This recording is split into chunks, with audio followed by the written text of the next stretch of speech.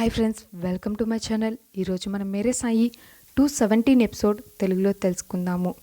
కులకర్ణి చాలా కోపంగా భటులతో నేను మీకు ఆదేశాన్ని తెలియజేశాను, మీరు దాన్ని అమలుపరచడంలో సిద్ధంగా ఉండండి అని అంటాడు. ఇంతలో సాయి, నేను మీ విజ్ఞతను ఏమాత్రం తప్పుపట్టడం లేదు, నేను కేవలం రానా నిజమైన దొంగన కాదా అనే విషయం తెలుసుకోమంటున్నాను అతనికి శిక్ష వేసే ముందు. అలాగే ఇక్కడ ఉన్న ప్రతి ఒక్కరికి తెలుసు, దాదాపుగా అతను పూర్తిగా మారిపోయాడనే విషయం.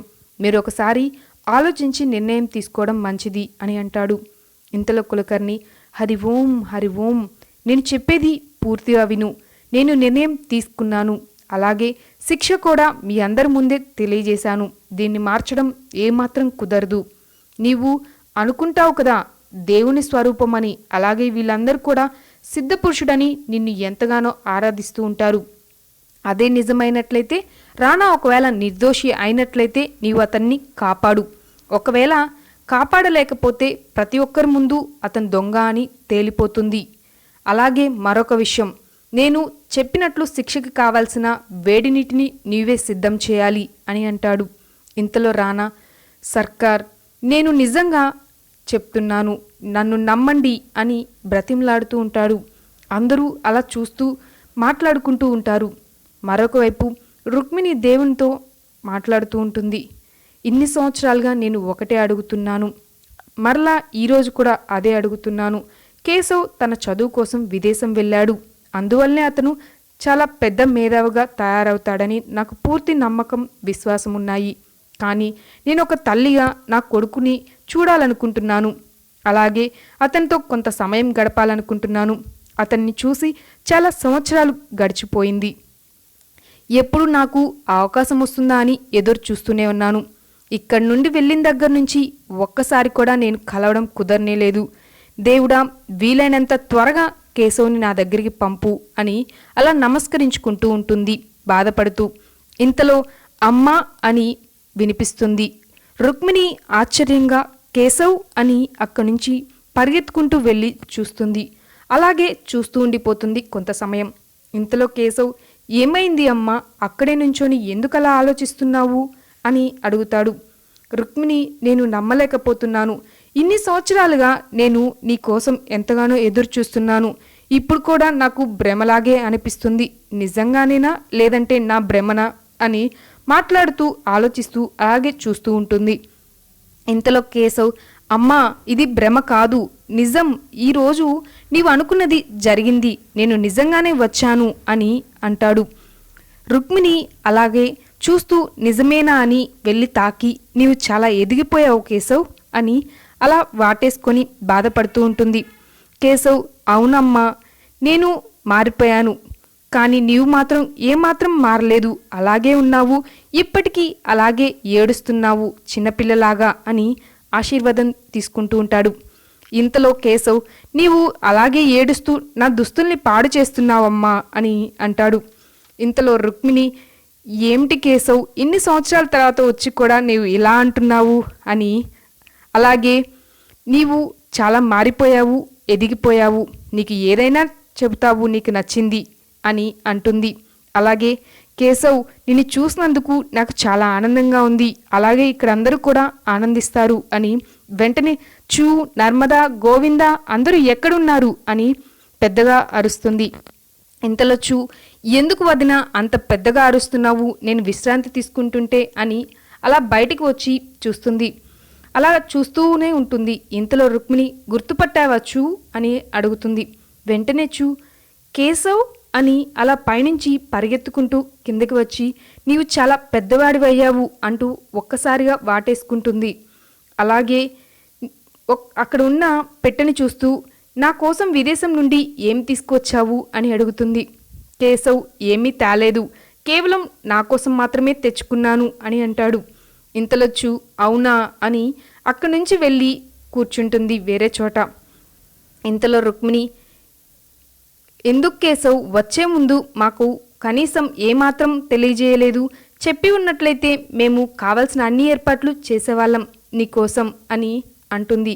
ఇంతలో కేశవ్, అందుకే చెప్పలేదమ్మా, నేను మీ అందరి ముఖాల్లో ఆనందం, ఆశ్చర్యం నేనే చూడాలనుకున్నాను స్వయంగా, అందుకనే ముందుగా కబురు చేయకుండా వచ్చాను అని చెబుతాడు. ఇంతలో రుక్మిణి, పద, నీవు ఆనందంగా ఉన్నావా? మా ఆశ్చర్యం చూసి. నీవు లండన్ నుంచి వస్తూ బాగా మాటలు నేర్చుకున్నావు, చాలా బాగా మాట్లాడుతున్నావు, ప్రతి ఒక్కటి. చాలా దూరం నుండి వచ్చావు కదా, అలసిపోయి ఉంటావు, స్నానం చేసి తయారవ్వు, నేను నీకోసం అన్ని ఇష్టమైన వంటకాలు చేస్తాను అని అంటుంది. ఇంతలో కేశవ్ అలాగే అమ్మా అని చెప్పి అక్కడి నుంచి బయలుదేరి వెళ్తాడు. రుక్మిణి అక్కడే నుంచొని దేవుణ్ణి స్మరిస్తూ ఉంటుంది. మరోవైపు కులకర్ణి హరి ఓం హరి ఓం, వేడి నీళ్లు సిద్ధం చేయండి అని సాయికి ఆదేశిస్తారు. సాయి సిద్ధం చేస్తూ ఉంటారు. ఇంతలో ప్రజలందరూ అలా చూస్తూ ఒకరితో ఒకరు మాట్లాడుకుంటూ ఉంటారు. రానా, సాయి నాకు సాయం చేయండి, నేను నిజంగా నిర్దోషిని అని ఇలా బ్రతిమలాడుతూ ఉంటాడు. సాయి, సబూరి రానా, నీవు ఏ తప్పు చేయనట్లయితే నీకు ఏమీ కాదు, నీవు నిర్దోషి అయినట్లయితే నిన్ను ఎవరూ హాని తలపెట్టలేరు, సబూరితో ఉండు కొంత సమయం అని సాయి సర్ది చెప్తారు.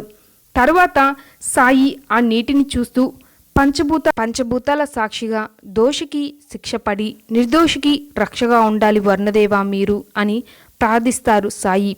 ఇంతలో ప్రజలు నీరు బాగా వేడిగా అనిపిస్తున్నాయి, ఇప్పుడు సాయి రానాని ఎలా కాపాడతారు అని మాట్లాడుకుంటూ ఉంటారు. ఇంతలో కండు, సాయికి పూర్తిగా తెలుసు రానా నిర్దోషి అని, ఖచ్చితంగా సాయి రానాకి సాయం చేస్తారనిపిస్తుంది నాకు అని ఇలా మిగిలిన వాళ్ళంతా మాట్లాడుకుంటూ ఉంటారు. ఇంతలో కులకర్ణి హరి ఓం హరి ఓం, నేను చాలా ఆతృతగా ఎదురు చూస్తున్నాను దీనికోసం. హే ఫకీర్, నీవు మర్చిపోకుండా నీటిని పూర్తిగా మసిలిపోయే విధంగా కాగపెట్టాలి, ఇక్కడ ఎవరిని మోసం చేయడానికి కుదరదు, నా ముందు నీవు వాటిని పూర్తిగా కాగపెట్టు అని బాగా మసలు పెడుతూ ఉంటారు. దీన్ని అందరూ చూస్తూ భయపడిపోతూ ఉంటారు.